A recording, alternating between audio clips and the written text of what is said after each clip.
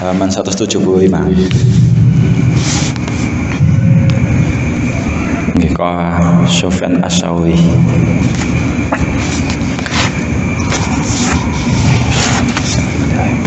Kala ngendika sapa Sufyan Ats-Tsauri, Syekh Sufyan Ats-Tsauri rahimahullah taala, man utawi sapane wong iku aksara luwe ngake-ngakeaken sapa man min sikal qabri saking elinge kubur, elinge kematian, wajada mongko bakal nemu sapa man bu ing kubur raudatam saking ing pertamanan nggih min riyadil jannah saking taman-taman surga, saking pira-pira taman surga. Waman lan utawi sapane wong iku hafala lali sapa man anhu saking kubur, merupakan kubur, wajada mongko nemu sapa man hu ing kubur khufratan ing lowongan ing jurang min khufarin niron setengah saking pira-pira lowongane neraka. Niki dawuhne Syekh Sufyan Ats-Tsauri. Syekh Sufyan Ats-Tsauri niku seorang ulama tabi'in, nggih.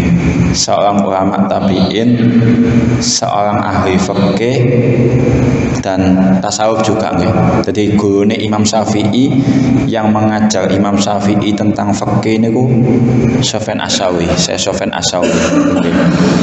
Menawi yang mengajar Imam Syafi'i tentang hadis, masalah hadis niku Imam Malik. Menawi masalah fikih niku ingkang ngajar Syekh Sufyan Ats-Tsauri niki seorang ulama tabi'in besar. Nggih. Memang seharusnya napa nggih? Syekh Sufyan Ats-Tsauri niku enggak ada madhab kiambek ngoten. Cuma karena memang murid-muridnya Syekh Sufyan Ats-Tsauri niku mboten wonten sing membukukan niki napa fatwa-fatwa nipun Syekh Sufyan Ats-Tsauri, akhirnya nggih mazhabe kantun sekawan. Seharusnya menurut para ulama niku mazhab niku azaat wonten gangsal nggih. Mazhab yang kelima niki mazhab Syekh Sufyan Ats-Tsauri niku. Nggih. Banyak ilmu-ilmu fikih yang kita pelajari dari Syekh Sufyan Ats-Tsauri. Cuma karena memang apa nggih murid-murid ini pun mboten membukukan fatwa-fatwa nipun dari Syekh Sufyan Ats-Tsauri, akhirnya banyak yang hilang. Ngoten. Niki dawuh Syekh Sufyan Ats-Tsauri niku man aksara nggih. Barang siapa yang memperbanyak untuk mengingat kubur, nggih. Mengingat kubur niku nggih mempersiapkan ketika besok di kuburan niku napa mawon nggih. Ibadah napa mawon yang harus dipersiapkan ketika di dalam kubur. Barang siapa yang sering mengingat tentang kubur, tentang kondisi kubur, maka ia telah menemukan sebagian dari pertamanan surga. Rodotam miliyadil jinan. Berarti kan nggak ada persiapan untuk menghadapi masalah kubur ini wonten persiapan. Mengingat niku wonten persiapan nggih badhe maksiat, kuatir siksa kubur, ngoten nggih. Terus mempersiapkan banyak-banyak napa nggih kebaikan ngoten. Niku untuk mengingat kubur dengan cara niku wau nggih. Maka dia akan mendapatkan raudhatam miliyadil jannah. Setengah dari sebagian dari kenikmatan surga, sebagian dari kenikmatan surga. Sebaliknya niku wau nggih. Barang siapa sing melupakan tentang kondisi kubur, melupakan siksane kubur niku yo napa nggih. Terus kenikmatan kubur niku yo napa, kondisi-kondisi apa saja yang ada di dalam kubur niku dia lupa, sehingga dia lupa untuk niku nggih nglakoni kesayan nggih, melakukan kebaikan niku dia lupa, bahkan sering meninggalkan kebaikan nggih dan banyak melakukan keburukan niku, maka dia sebenarnya telah menjadi bagian, telah menemukan bagian dari jurang api neraka nggih. Jadi dan dunia pun merasakan niku asline. Orang yang sering merupakan tentang kuburan mesti uripe niku ngoten. Nggih. Uripe sumpek, uripe sepot damel maksiat sawit napa nggih. Supe kawe kuburan bahwa sebentar lagi kita akan menuju ke sana ngoten nggih. Karena rupa dengan datangnya kematian dengan kuburan. Tentunya niku pun dia sudah merasakan bagian dari iku wau siksa api neraka. Uripe sumpah wis maksiat terus wis nglakoni keburukan terus nggih, nglakoni apa-apa awon terus niku bagian dari siksa neraka. Nggih. Orang yang merupakan kondisi kuburan nggih, apapun baik kenikmatannya maupun siksanya, maka ia telah menjadi bagian dari siksa neraka. Ngono nggih. Sebaliknya orang yang selalu ingat tentang kondisi kubur nggih, bagaimana kenikmatan kubur bagi orang-orang yang taat nggih, siksa kubur bagi orang-orang yang berani membangkang Allah, niku dia telah merasakan kenikmatan surga. Ngono nggih. Soale nggih niku akhirnya kan badhe maksiat kuwatir, badhe maksiat kok jangan-jangan maling ini mati kan ngono. Jadi hidupnya akan selalu terawasi ngono nggih. Akan terawasi untuk berbuat yang aneh-aneh niku dhek khawatir. Nah niku dawuhe Syekh Sofyan Asawi. Ngono nggih. Jadi tentunya pun sangat merasakan kenikmatan surga ketika seseorang itu sering ingat kematian, sering ingat kondisi kubur, sering ingat besok kalau di akhirat ini nopo. Niku akhirnya dia sudah dapat merasakan kenikmatan surga niku. Nggih. Sregep ibadahe, nglakoni kesalahan sregep. Niku. Begitu juga sebaliknya niku wau. Nggih. Sing rupa akan bahwa sebentar lagi kita akan mati, sebentar lagi kita akan merasakan kuburan. Niku tiang-tiang ingkang pun melawaikan persiapan untuk menghadapi kubur. Niku pun termasuk dia sudah merasakan bagian dari siksaan dari neraka. Nglakoni maksiat gak tahu ngrasa salah ngono nggih. Nglakoni dosa sak karepe mboten tahu getun. Nah niku wae. Terus saya Sofyan Asawi ngoten. Niku lanjutaken. Wawiyan dan riwayataken an Ali saking sahabat Ali, saking Sayyidina Ali kalau mau wajah. Nggih, niki jurukane Sayyidina Ali niku kawe wonten radhiyallahu an, wonten kalau mau wajah ngono nggih. Jadi Sayyidina Ali niku enggak ada julukan kawe. Kalau radhiyallahu an kan untuk semua sahabat memang radhiyallahu anhum wa radu anhu. Allah ridho kepada mereka dan mereka ridho kepada Allah. Semua sahabat yang meninggal dalam keadaan iman, dalam keadaan Islam, semuanya dapat julukan radhiyallahu anhu. Tapi kok untuk kalau mau wajah niki spesialis untuk julukannya Sayyidina Ali. Soalnya Allah memuliakan wajah, mboten tahu ningali hal-hal sing maksiat, termasuk kemaluanipun kiambek niku mboten tahu ditingali. Niku nggih, niku makane Allah memuliakan wajahnya Sayyidina Ali kalau mau wajah. Niku.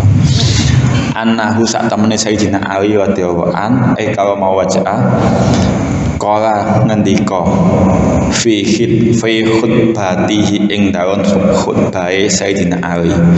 Niki Sayyidina Ali khutbah, ya ibadallah al-mauta niki ketika Sayyidina Ali khutbah niki mengingatkan kita semua untuk mempersiapkan kematian. Nggih, kematian niku yang paling dekat dengan kita niku kematian. Bisa datang kapan saja, ya, setiap saat tanpa harus ada pemberitahuan. Ya ibadallah, he kawulane Gusti Allah, al mauta ilinga sira kabeh ing mati, al mauta ilinga sira kabeh ing mati. Ingatlah tentang kematian. Laisa kang ora ana minhu saking pati apa fautun pot in aqamtum lamun jumeneng sapa sira kabeh lahu maring ing mati akhaza mongko ngalap apa mati kum ing sira kabeh wa in falaltum lan lamun melayu sira kabeh minhu saking kematian ataka mongko nemu apa pati kum ing sira kabeh al mautu utawi mati iku makudun den bunderi binawasikum ing dalem pira-pira mbun-bunan sira kabeh fan najata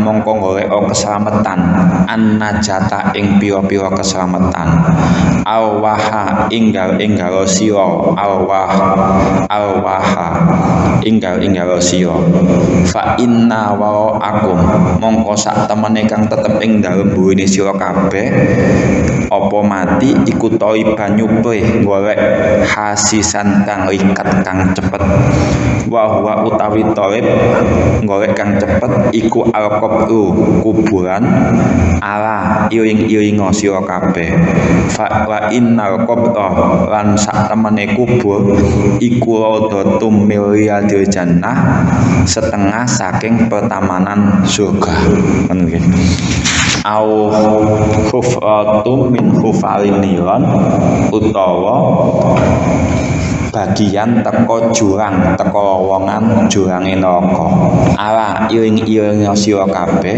wa innahu lan sak temene kematian sak temene kuburan iku yatakalamu ngomong sapa kubur fi kulli yaumin ing dalem saben-saben dina salah samalatin kelawan telu pira-pira ambalan fayaku mongko ngucap apa kubur anak utawi ingsun iku baitud mati omah kang peteng anak utawi ingsun iku baitu wahsyati omah kang ndadekaken rumpeke ati anak utawi ingsun iku baitud didani omahe uwer omahe set ala iring-iring sira wa inna wa azalikal yaum lan sak temene mburine mengkono-mengkono dina iku yauman dina asadakang banget min zalikal yaumi ing tinimbang saking mengkono-mengkono dina yauman kang ana dina iku yasibu kang metu iku yasibu kang metu fihi ing dalem dina iku mau sapa asahiru bocah cilik wayaskulu lan mendem fihi ing dalem iku mau dina al-kabiru sapa al-kabiru wong kang tuwa atas haru lan lali sapa kulo multi atin wong kang meteng amma saking barang altoat kang den nyusui watadau lan mbuyalaken kulo zati hamrin ing saben-saben wong kang hamil wong kang meteng hamlaha ing metenge kandungane wong kang meteng wae watalon nasa lan padha ninggal sapa menungsa sukara ing dalem wong kang mendem wa hum lan ora utawi wong kang mendem mau iku bisukara wong kang mendem walakin lan tetapine iku azabal wahid siksane Gusti Allah sadidun kang banget niki khotbah Sayyidina Ali ya. Khotbah saking Sayyidina Ali radhiyallahu an. Sayyidina Ali niku khotbah ketika khotbah menyampaikan dan nggih umat muslim nggih pada waktu khotbah niku menasehati ngono nggih. Ya ibadallahi kawulane Gusti Allah al mauta sampai diulang-ulang kali Sayyidina Ali. Iringa sira kabeh ing kematian, ingatlah tentang kematian ngono nggih. Karena kematian niku nggih bisa datang kepadamu nggih kapan saja saja karena ia akan selalu mengikat ubun-ubunmu setiap saat ngono nggih. Jadi dekat, sangat dekat nggih. Kematian niku sangat dekat. Saking dekete niku sampai kaya ngoten. Sampai diumpamakno Sayyidina Ali niku ngene. Mengikat ubun-ubun ngono nggih.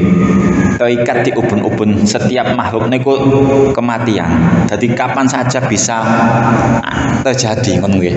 Saking dekete.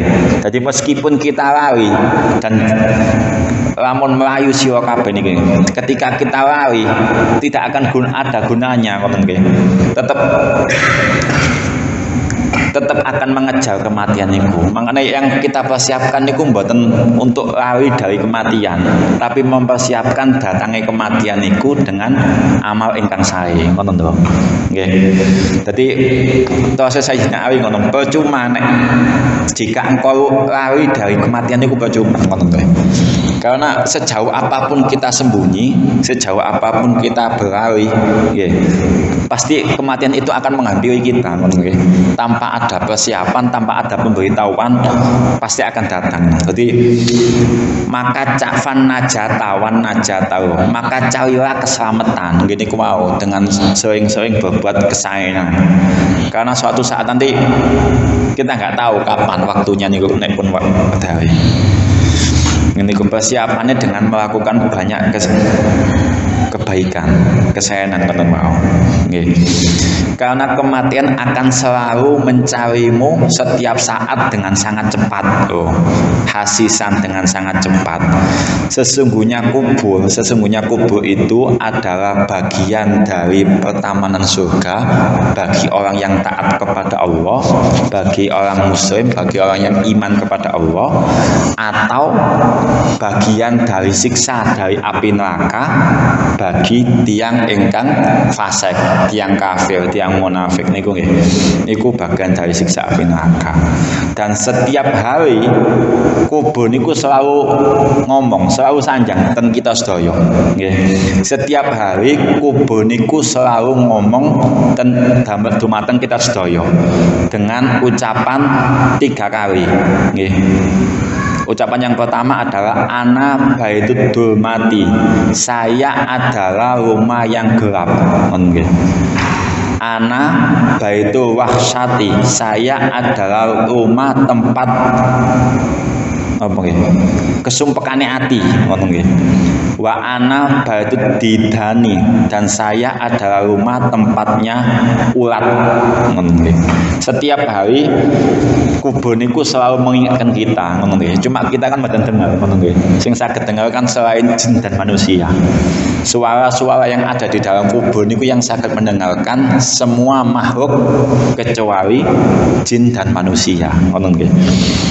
Nggih ngoten napa? Untuk memberi peringatan damel kita sedaya bahwa kubur niku tempat sing gelap. Nggih. Kita meneranginya dengan ibadah kita, dengan membaca Quran, ngoten nggih.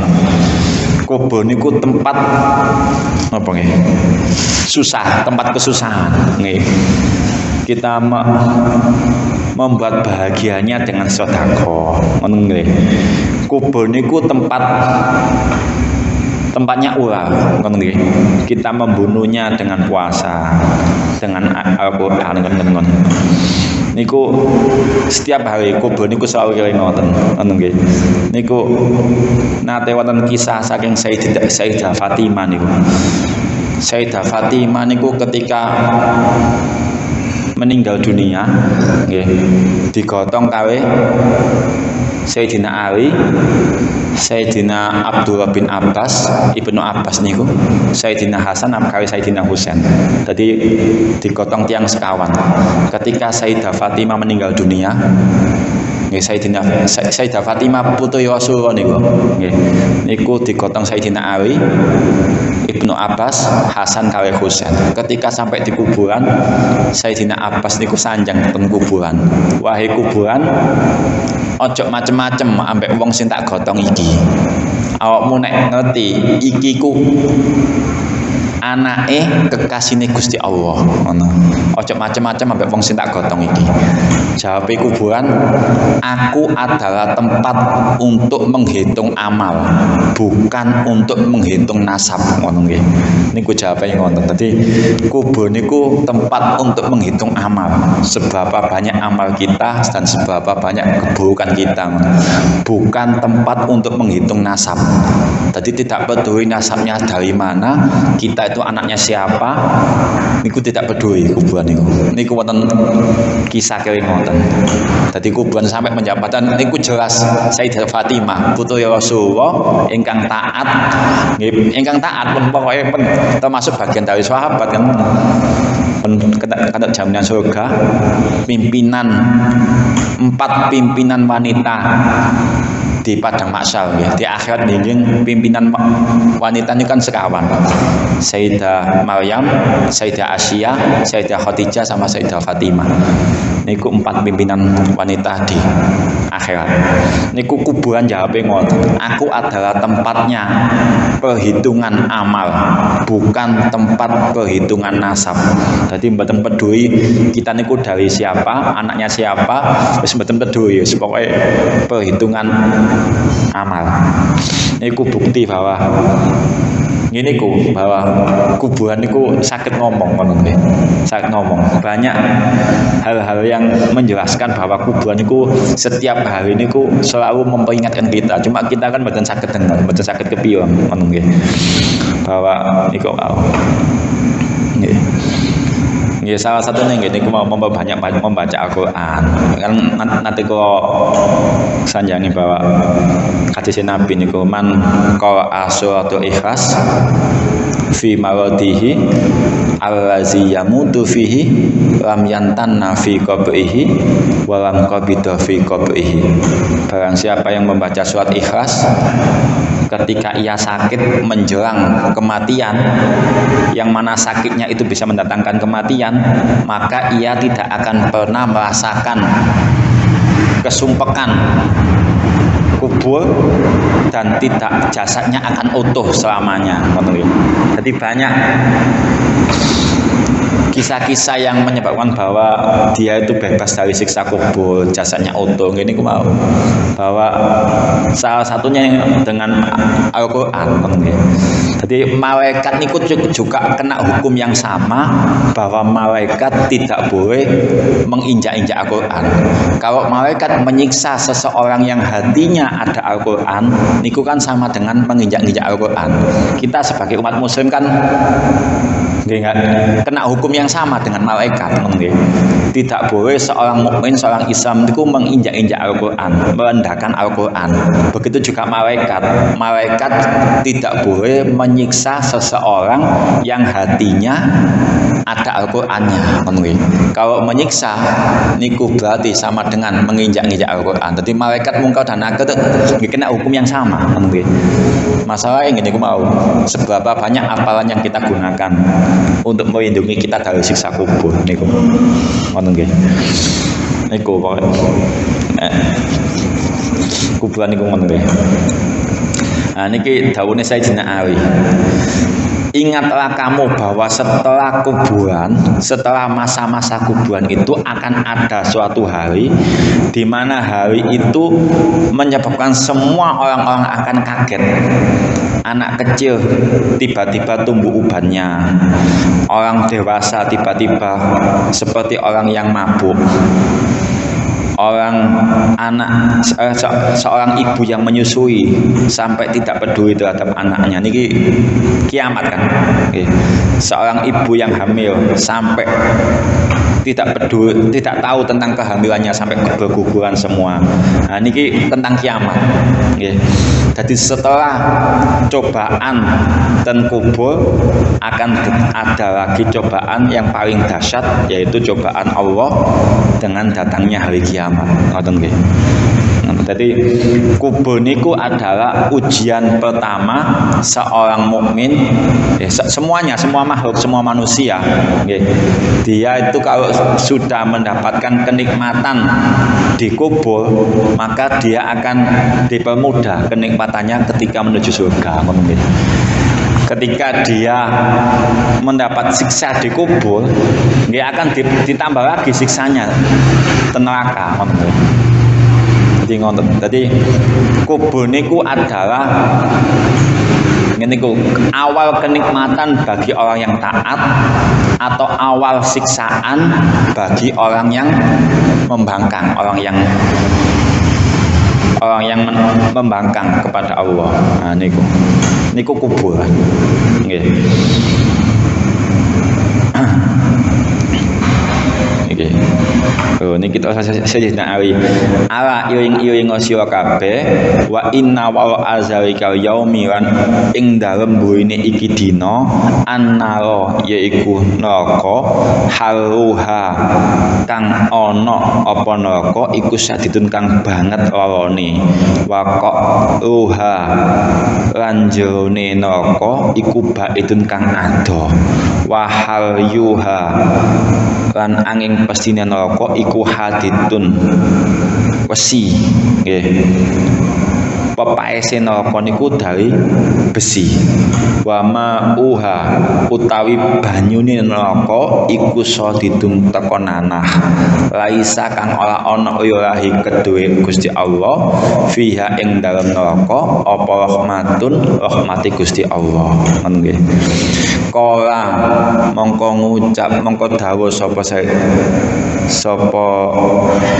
riwayat penulis kitab niki fabaka mongko nangis sapa al muslimuna wong kang Islam kabeh bukaan kelawan nangis sadidan kang banget faqala mongko dawuh sapa Sayyidina Ali wa inna wa azalika yaum lan ing dalem burine iki dina iku al jannata surga al tuha kang utawi ombone surga as-samawatu ing dalem langit wal ardulan bumi wa uiddat lan den janji akan lil muttaqina kedue wong kang takwa ajalona kang njembaraken sapa Allah Gusti Allah minal azabil saking siksa al alimi kang banget lorone wa ahalana lan muga-muga nolong sapa Gusti Allah iyakum ingsun lan sira kabeh dalon naimi ing panggonane kenikmatan. Niki Sayyidina Ali khutbah niki menjelaskan perjalanan seseorang ketika kematian. Jadi ketika seseorang itu sudah menghadapi sakaratul maut, maka dia siap-siap akan merasakan salah satu di antara dua hal. Niku kenikmatan kubur atau siksa kubur. Dan niku mboten akhir dari segalanya, niku adalah awal dari kenikmatan bagi orang yang mukmin atau awal dari siksaan bagi orang yang kafir. Karena setelah itu akan ada hari kiamat, ada hari pembalasan, ada mahsyar, ada neraka, ada surga. Jadi niku perjalanan hidup manusia setelah kematian. Nah, terus Sayyidina Utsman ngoten pokoknya siapa yang bisa melewati rintangan kubur maka dia akan dipermudah setelahnya. Siapa yang tidak bisa melewati rintangan kubur maka dia akan semakin sulit ketika setelahnya. Ngoten niku dawuhe Sayyidina Utsman. Jadi ketika kita sudah dapat kenikmatan kubur, setelahnya lebih mudah untuk mendapatkan kenikmatan berikutnya itu lebih mudah. Tapi nek menawi mboten saged dapat kenikmatan kubur, dapat siksa kubur, maka setelahnya akan mendapatkan siksa yang lebih pedih lagi. Niku nek dawuhe Sayyidina Utsman. Jadi kubur niku adalah awal dari siksaan seseorang atau kenikmatan seseorang sebelum sampai ke surga atau neraka. Niku.